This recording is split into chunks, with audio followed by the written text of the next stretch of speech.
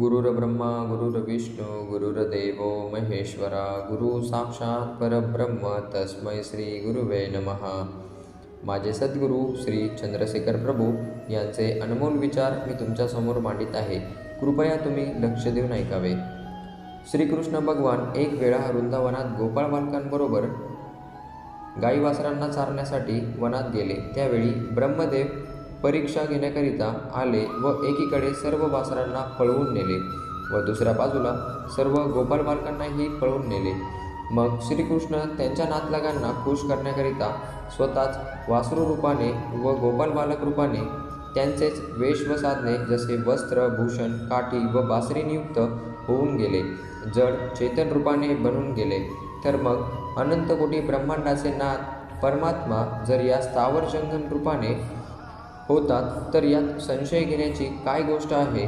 परमात्मा सर्वत्र आहे व परमात्म्यात हे सर्व जग त्याच्या मायेने भासित होत आहे व हे भासमान जगत मिथ्या आहे. ही गोष्ट एकदम सत्य आहे व जे परमतत्व सत्य आहे तेच मी आहे याचे वारंवार चिंतन करावे.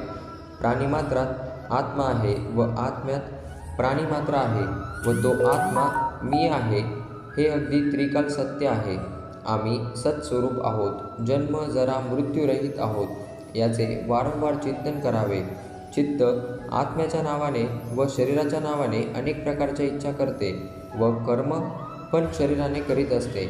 आत्मा नेहमी मुक्त आहे व तो मी आत्मा कोणतेही कर्म करीत नाही व भोगही घेत नाही.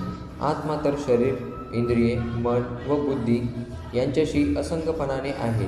म्हणून आत्म्याकरिता चित्त म्हणजेच अंतकरण जे करायला सांगेल ते करू नये. वस्तुतः चित्ताला काही करावयाचे नसते व करविण्याचे पण नसते. आत्मा नित्य आहे व मुक्त आहे. सुख दुःखाने रहित आहे व शरीराला आपल्या मृत्यूपर्यंत आपले प्रारब्ध भोगायचे आहे. मग चित्ताला काय करावयाचे आहे. चित्ताला शरीराच्या प्रकृतीनुसार इच्छा मात्र रहित होऊन आपला अभिनय करावयाचा आहे व आत्मा त्याचा साक्षी आहे. मी साक्षी आत्मा आहे. करता नाही व भोगताही नाही. जन्म जरा व मरणरहित आहे. या प्रकारचे चिंतन करीत राहावे. आम्ही शरीररूपी होऊन कर्म करतो त्याऐवजी आत्मरूपाने राहून शरीराद्वारा शरीराच्या प्रकृतीनुसार अभिनय करावयाचा आहे आणि तो पण असंग बुद्धीने. लाभहानी हर्ष शोक सुख दुःख यात समान चित्त राहून प्रकृतीच्या अनुसार कर्म करीत राहावे. मी आत्मा आहे. शरीर इंद्रिये मन बुद्धी मी नाही. या सर्वांहून मी असंग आहे. या प्रकारचा अभ्यास सिद्ध होण्याकरिता प्रथम सर्व प्रकारच्या चिंतेचा त्याग करा. प्राणीमात्राला मुख्यतः दोन प्रकारच्या चिंता असतात. माझे व माझ्या संबंधी मंडळींचे काय होईल या चिंतेने मन ग्रस्त झालेले असते. याकरिता मनाला निश्चयपूर्वक सांगावे की सर्वांना सर्वांच्या प्रारब्धानुसार जे होणार असेल तेच होईल. चिंता करण्याने त्यात काही बदल होणार नाही. तुमचे जे कर्तव्य कर्म असेल ते करीत राहा. बाकी तर जे काही होणार असेल ते होईलच असे समजून चिंतारहित व अशांतीरहित राहत जा. शास्त्र शरीराने आपले कर्म करण्याचा निषेध करीत नाही. चिंता व उद्वेगरहित होऊन प्रसन्न मनाने स्वकर्म करीत जावे. जे तुम्हाला शांत मनाने करता येईल ते करीत जा. परंतु चिंता व उद्वेग करू नये. त्याचे काहीच फल नाही. दुसरी ही एक चिंता असते की देह पडल्यानंतर माझे काय होईल. ज्ञान व स्वस्वरूपाचे स्मरणाशिवाय या चिंतेचे शमन होणे शक्य नाही. मी आत्मा आहे. मी कधी जन्मलो नाही. कधी बद्ध झालो नाही. मी मरणार नाही. जन्म वृद्धी जरा व मृत्यू या अवस्था शरीराला असतात. मी या सर्वांहून असंग आहे. हे स्मरण नित्य निरंतर वारंवार करीत राहिल्याने ही चिंता नाहीशी होते. चिंतेला दूर करण्याचा याशिवाय दुसरा काही उपाय नाही. मी आत्मा आहे व करता भोगता नाही असा निश्चय करून आत्म्याच्या नावावर चित्त करते पण अनुभवते व भोगाची इच्छा करून भोग भोगते व सांगते नाव आत्म्याचे. चित्ताचे हे सारे चाळे बंद केले पाहिजेत. या कारणाने प्रयत्नपूर्वक सर्व भोगांची इच्छा सोडली पाहिजे. भोगाच्या इच्छेचा त्याग केल्याशिवाय व मी अकर्ता आहे याचे सतत स्मरण केल्याशिवाय मी आत्मरूपाने सर्वदा मुक्तच आहे. या मुक्तीचा अनुभव चित्त होऊ देत नाही, म्हणून भोगाच्या इच्छेचा त्याग करावा व मी करता नाही तर मी साक्षी आत्मा आहे हे ध्यानात ठेवावे. परमात्मा सर्वात आहे त्यालाच आत्मा म्हणतात, म्हणून सर्वात जो आत्मा आहे तो परमात्मा स्वतःच आत्मरूप बनला आहे. परमात्मा सर्वात आहे व सर्वत्र आहे.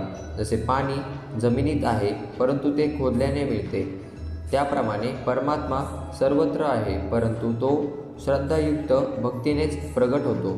जसे काष्टात अग्नी आहे किंवा दुधात तूप आहे, पण ते सहज मिळत नाही, परंतु युक्तिपूर्वक मंथन केल्यास ते प्राप्त होते.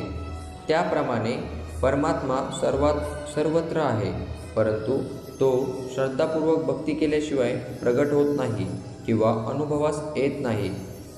याकरिता ज्याच्यात श्रद्धा असेल अशा मूर्तीत किंवा व्यक्तीत परमात्मा समजून भक्ती करावी. असे करण्याने तो प्रगट होतो. याकरिता मूर्तीपूजा सुगम आहे. परमात्म्याची मूर्ती तर नाही, तथापि साकार मूर्तीत तो व्यापक आहे. जेथे पाहाल तेथे परमात्माच आहे.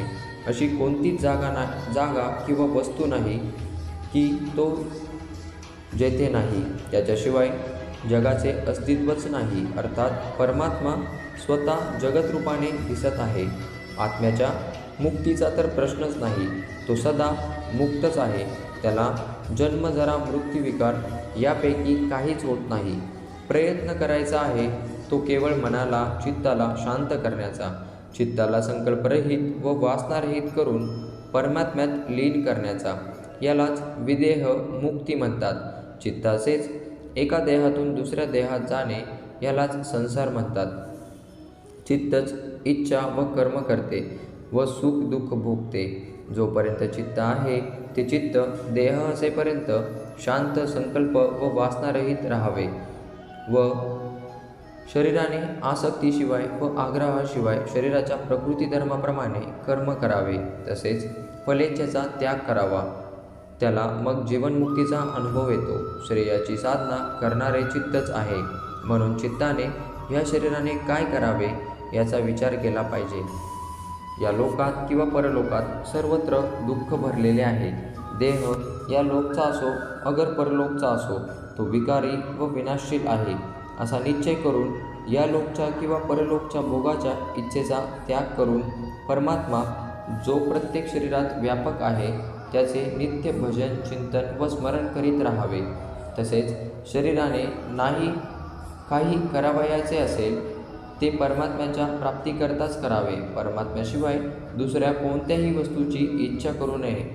याकरिता शरीराच्या प्रकृती धर्मानुसार जे काही कर्म असेल ते कर्तव्य समजून आसक्तीरहित व फलेच्छारहित करीत जावे. असे केल्याने चित्त शांत होऊन परमात्म्यात समयानुसार विलीन होऊन जाईल. पुन्हा कधी मनात असे येईल की कर्मच करू नये, तर याकरिता दोन प्रकारचा विचार करावा. एक तर हा की कर्म केल्याशिवाय हट्टाने कदाचित स्थूल शरीर तर काही वेळ स्वस्थ बसेल, परंतु चित्त तर क्षणभरच स्वस्थ बसणार नाही व स्थूल शरीराला हट्टाने शांत ठेवून मनाने संकल्प विकल्प करीत राहिल्याने काहीच अर्थ साधणार नाही. जर काही आवश्यक असेल तर चित्ताला शांत ठेवणे आवश्यक आहे. जे चित्ताने केले असेल तेच केले असे मानले जाते. ज्या कर्मात चित्ताची आसक्ती, आग्रह किंवा फलेच्छा नसते अशा चित्ताने शरीराद्वारा केलेले कर्म चित्तात बंधनात टाकीत नाही. कर्ममात्राचा करता तर प्रकृतीरूप हे शरीर आहे व ती शरीरे अनेक प्रकृतीची भिन्न भिन्न असतात. जसे गेल्या जर्मन युद्धात हा निर्णय झाला होता की मनुष्याच्या रक्ताच्या 6 जाती आहेत. सारांश हा आहे की मनुष्याचे रक्त या 6 जातींपैकी कोणत्या तरी एका जातीचे असते. तद्वत शास्त्राने हा निश्चय केला आहे की प्रत्येक मनुष्य 4 जातींपैकी कोणत्या तरी एका जातीचा असतो. जरी एका जातीचे रक्त दुसऱ्या जातीच्या रक्तामध्ये घातले तर ते दुःखद व घातक होईल. त्याचप्रमाणे एका प्रकृतीचा मनुष्य जर आपल्या प्रकृतीच्या विरुद्ध कर्म करेल तर त्याला दुःखाची प्राप्ती होईल.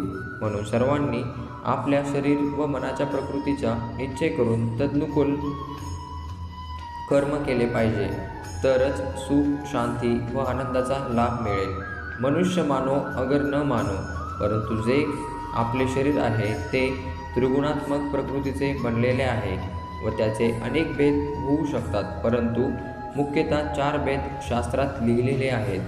ते प्रकृतीप्रमाणे ब्राह्मण, क्षत्रिय, वैश्य व शूद्र.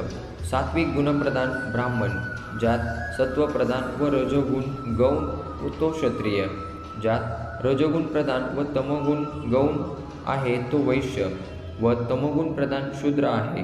प्रकृतीच्या अनुसार काम करण्याने मन क्षोभरहित व शांत राहावे व प्रकृतीविरुद्ध काम करण्याने मन शोभित व अशांत होते. कर्मामुळे मनुष्य उच्च किंवा नीच होत नाही, कारण की सर्वांच्या आत प्रभू समान रूपाने विराजमान आहेत. परंतु मनुष्य कसे काम करतो हे पाहून त्याचा चांगले वाईटपणा ओळखला जातो. आपल्या कर्तव्यरूपात आसक्ती व आग्रह सोडून तसेच फलेच्छा सोडून प्राणीमात्रात असलेला परमेश्वर त्या प्रीत्यर्थ जे कर्म केले जाते त्या कर्माचा करता सर्वदा श्रेष्ठ असतो. मग तो वाटेल तर भंगीकाम करणारा असो, शेतकरी करणारा असो, अथवा राज्य करणारा असो, अथवा उपदेशक असो. कर्म उच्च नीच नाही, त्याचा भाव उच्च नीच असतो. शुद्ध भावाने परमात्म्याची सेवा या रूपाने जे कर्म केले जाते त्याचा करता सदा श्रेष्ठ असतो. या जगतरूपी नाटकात 4 वर्णरूपी पात्रांची जरुरी आहे. प्रत्येक मनुष्य या जगतरूपी नाटकाचे पात्र आहे. सर्व पात्रांनी आसक्ती, अहंता व फलेच्छारहित होऊन आपला अभिनय करून जगत नाटकाचा मालकाला प्रसन्न करून घ्यावयाचे आहे. म्हणून अभिनयाचा जो पाठ मिळाला आहे त्याला उच्च नीच न समजता उत्तम प्रकारे अभिनय करावा व अभिनय करतेवेळी हे सर्वदा लक्षात ठेवावे की या अभिनयापासून मी भिन्न आत्मा आहे, हाच योग होय. आपले प्राप्त कर्म करीत असताना चित्तात विकार आणू नयेत. शीत उष्ण, मान अपमान, जय पराजय, हर्ष शोक या प्रसंगी मनाला नेहमी शांत व निर्विकार ठेवावे. ज्याचे चित्त सदा विकाररहित, शांत व एकरस असते तो जीवनमुक्त आहे. विकार होणाऱ्या प्रसंगातही चित्ताला निर्विकार ठेवणेच जीवन ध्येय आहे व तोच जीवनमुक्तीचा अभ्यास आहे. हरिओम नमः शिवाय.